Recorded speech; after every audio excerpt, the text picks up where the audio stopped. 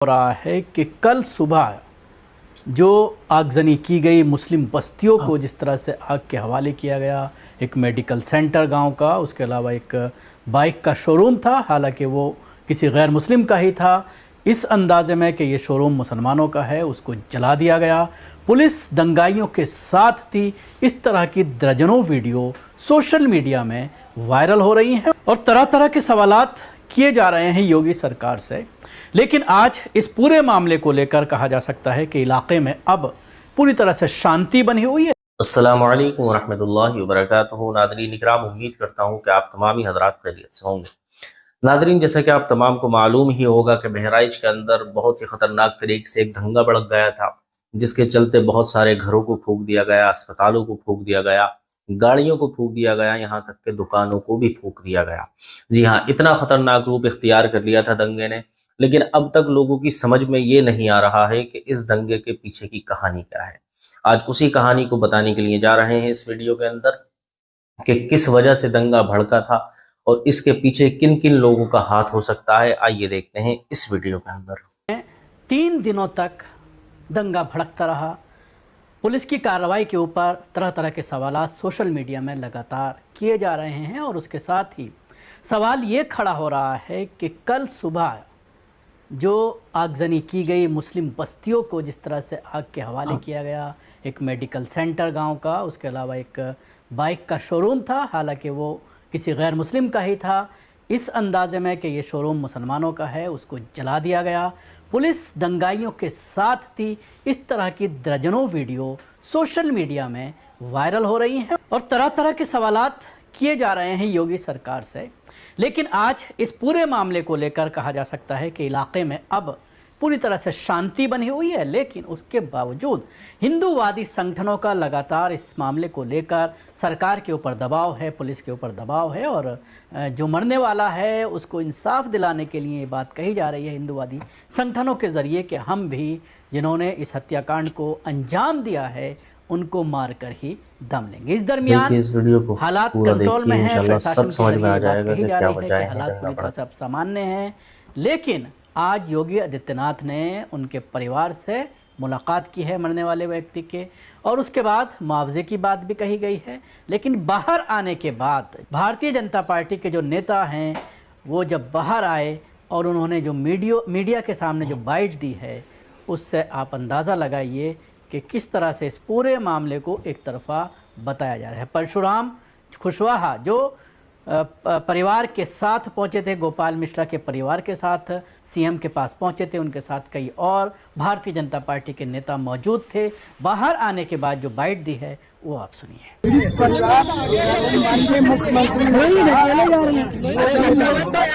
गलत किए हैं, उनको पनिशमेंट सजा मिलेगी, किसी के साथ अन्याय नहीं। और सहायता भी दी जा रही है सरकार के द्वारा, बेशक सहायता दी जाएगी। परिवार कितने लोग मौजूद थे? 7 लोग मौजूद। कोई जरूरी है नाम बताना? क्या नहीं, परिवार के लोग थे और परिवार के लोग थे, मैं था। हाँ। और पार्टी के और लोग। मुख्यमंत्री ने क्या कहा घटना के बारे में? क्या अपडेट अफसरों ने दी है? कहा जा रहा है अफसरों की भूमिका इसमें बहुत पुलिस एक्टिव नहीं थी, लापरवाही। नहीं, मैं तो वहीं का रहने वाला हूँ।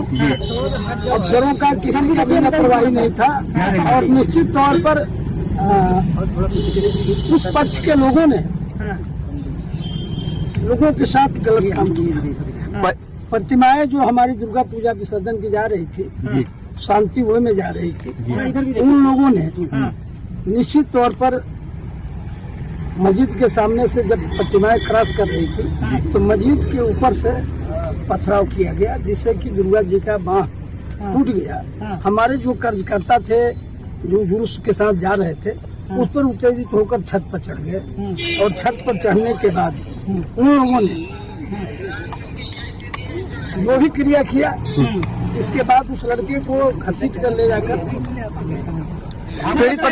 परिवार संतुष्ट है। अल्लाह पथरा उन लोगों ने, मुसलमानों अच्छा, ये बताइए, एक वीडियो वायरल हो रहा है कि हरा झंडा उतारा जा रहा है, रेलिंग तोड़ी जा रही है, उस पर क्या कहेंगे आप? नहीं, हरा झंडा तो मैंने कहा ना कि जब मूर्ति क्षतिग्रस्त हो गई तो हमारे दुर्गा पूजा समिति के कुछ लड़के छत पर गए, उनने झंडा उतारा, इसमें कोई दो राय नहीं, जो वायरल हो रहा है कोई, लेकिन शुरुआत उस पक्ष से। बहराइच के बाद बाराबंकी का एक वीडियो सामने आ रहा है जिस पर मैं बात करना चाहूँगा खासतौर से इस पूरी घटना के कॉन्टेक्स्ट में कि किस तरह से ये एक ट्रेंड चल रहा है कि हिंदू त्योहारों के बाद जो यात्राएं निकलती हैं उन यात्राओं में किस तरह से तेज़ आवाज़ में डीजे बजाया जाता है। उसी उत्तर प्रदेश में जहां पर अजानों की आवाज़ों को बिल्कुल महदूद कर दिया गया है, स्पीकर्स की जो पहुंच है उसको दूर कर दिया गया है, और उसी जगह पर आप देख सकते हैं कि किस तरह से मस्जिद के सामने जब डीजे बजाया जाता है तो किस तरह की उस पर जो है बातें कही जाती हैं डीजे पर, और किस तरह के मुसलमानों के ख़िलाफ़ नारेबाजी की जाती है, भड़काने की कोशिश की जाती है।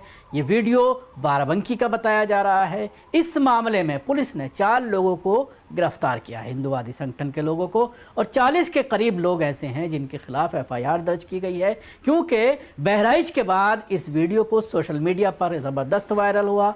लोगों ने इस पर बात की कि किस तरह से इस तरह के सिलसिला पूरे भारतीय जनता शासित प्रदेशों में ये चल रहा है कि किस तरह से मस्जिदों के बाहर हुड़दंग मचाया जाता है, मुसलमानों को प्रोवोक किया जाता है कि वो किसी तरह से कुछ एक्शन लें, और उसके बाद उसको बहाना बना करके फिर हमले किए जाते हैं, मुसलमानों की प्रॉपर्टीज़ को जलाया जाता है, और कई बार तो ज़्यादातर यही देखने में आ रहा है कि खुद ही पत्थरबाजी की जाती है, और उसके बाद उसको बहाना बना करके मीडिया बार बार ये कहती है कि मुसलमानों ने पत्थरबाजी की यात्रा के ऊपर, और उसके बाद फिर मुसलमान उसमें दर्जनों गिरफ्तार होते हैं, घरों में आग लगाई जाती है, पूरी तरह से दुकानों को और कारोबार को बर्बाद किया जाता है। ये वीडियो बाराबंकी का है जो आप अब टीवी पर देख रहे हैं।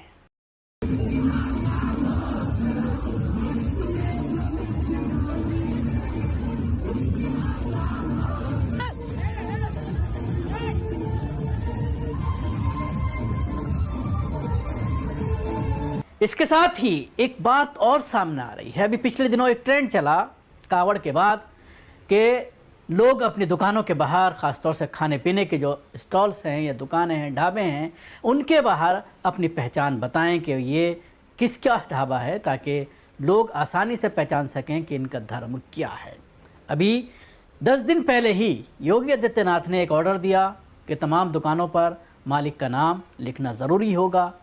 तो शायद इस वीडियो को देखने के बाद आप अंदाज़ा लगा सकते हैं कि इस चीज़ पर ज़ोर क्यों दिया जा रहा था। बहराइच आगजनी के शॉर्ट्स को गौर से देखिए और समझिए कि नाम और पहचान का आदेश क्यों दिया गया था। जावेद अली जो समाजवादी पार्टी के सांसद हैं, उन्होंने इस बात को ट्वीट किया इस वीडियो के साथ, जिसमें आप देख रहे हैं अपने टीवी स्क्रीन पर दूसरी विंडो में कि किस तरह से ये पहचान करके तमाम दुकानों को आग लगाई जा रही है। जो अस्पताल एक छोटा सा, वो भी एक मुस्लिम का था, उसको भी आप नाम से पहचान सकते हैं। तो जाहिर सी बात है ये एक बड़ी साजिश है कि नाम होना चाहिए, क्योंकि दिल्ली दंगों को जब हमने करीब से देखा, जब लोगों से जाकर के हमने बात की, तो कई जगह ये देखने में आया कि दंगे से पहले दरवाज़ों पर या घरों पर कुछ निशान बना दिए गए थे, और उन निशानों के आधार पर ही घरों को टारगेट किया गया, क्योंकि जो दंगा करने पहुंचे थे वो इलाके के लोग नहीं थे, बाहर से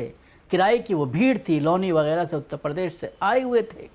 उनके ज़रिए ही मुस्तफ़ाबाद इलाके में और जो आसपास का इलाका है, करावल नगर वगैरह, यमुना विहार, इन इलाकों में जो निशाना बनाया गया, एक एक ऐसी दुकान को, घरों को निशाना बनाया गया जो मुसलमानों की थी, तो उनको पहले से चिन्हित कर रखा था। तो ये एक ट्रेंड ज़बरदस्त चल रहा है। इसके साथ ही मैं आपको बताना चाहूँगा कि किस तरह से पत्थरबाजी का आरोप लगाया जाता है, और उसके बाद पुलिस बिना किसी जांच के मुसलमानों को सलाखों के पीछे पहुंचा देती है, और फिर उनके घरों पर बुलडोज़र चला दिया जाता है। आपको याद होगा कि कुछ अरसे पहले, तकरीबन 8-10 महीने हो गए होंगे, उज्जैन में महाकाल की यात्रा में थूकने का आरोप लगा। 3 नाबालिग मुस्लिम लड़कों को गिरफ्तार किया था, और अगले ही दिन उनके घर पर बुलडोज़र चला दिया गया था। 5 महीने जेल में रहने के बाद ये सभी बेगुनाह होकर छूटे, और जितने गवाह थे सब मुकर गए। अब आप बताओ, उस मामले में किसी दोषी पुलिस वाले के ख़िलाफ़ कोई कार्रवाई नहीं हुई, ना ही उनके खिलाफ़ कोई कार्रवाई हुई जिन्होंने घर को गिराया। नगर निगम के लोग, जिस भीड़ ने थूकने का आरोप लगाया था, वो भी झूठी कहानी के लिए उन पर कार्रवाई हुई। जिन गवाहों की बुनियाद पर मुसलमानों के घरों को बिल्डोजर से तोड़ दिया गया था, क्या उन पर झूठी गवाही के लिए कोई कार्रवाई हुई?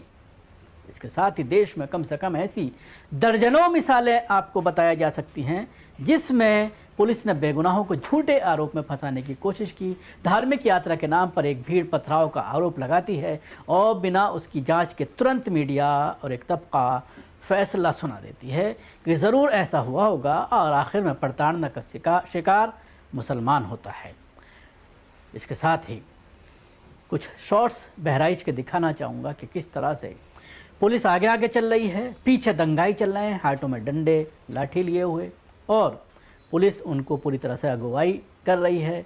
और उसके साथ ही कमिश्नर के साथ साथ आला अधिकारी दर्जनों गाड़ियों में सायरन बजाते हुए गश्त करते हैं। लेकिन उसी दरमियान कल की बात है, मंडे की सुबह की, कि इनकी मौजूदगी में दुकानों को आग लगाई जाती है, किसी के ऊपर लाठी नहीं बरसाई जाती, किसी को गिरफ्तार नहीं किया जाता और ये सिलसिला चलता रहता है। तो सवाल यही है कि ऐसा गश्त किस काम का, ऐसी जिस तरह से कहा जा रहा था कि मार्च की जा रही है पुलिस के ज़रिए, बल लगा दिया गया है, लेकिन 2 दिन बाद भी फ्राइडे की ये घटना है जब दंगा भड़का था शाम की, और मंडे तक ये आग का सिलसिला चलता रहा।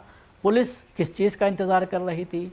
सवाल यही खड़ा होता है कि क्या जिस तरह से अखिलेश यादव के ज़रिए ये आरोप लगाया जा रहा है कि 10 सीटों के जो बाई इलेक्शन है विधानसभा के, उसकी वजह से ये पूरा दंगा भड़काया गया है ताकि इन सीटों को जीता जा सके, क्योंकि लोकसभा के रिजल्ट के बाद भारतीय जनता पार्टी बौखलाई हुई है और कहीं ना कहीं योगी आदित्यनाथ को ये लगता है कि इन 10 सीटों पर, क्योंकि पिछले कई महीनों से योगी आदित्यनाथ पूरी तरह से मेहनत कर रहे हैं कि किस तरह से इन 10 सीटों को जीतना है, क्योंकि एक बड़ी चुनौती है 2027 विधानसभा इलेक्शन से पहले योगी आदित्यनाथ के लिए।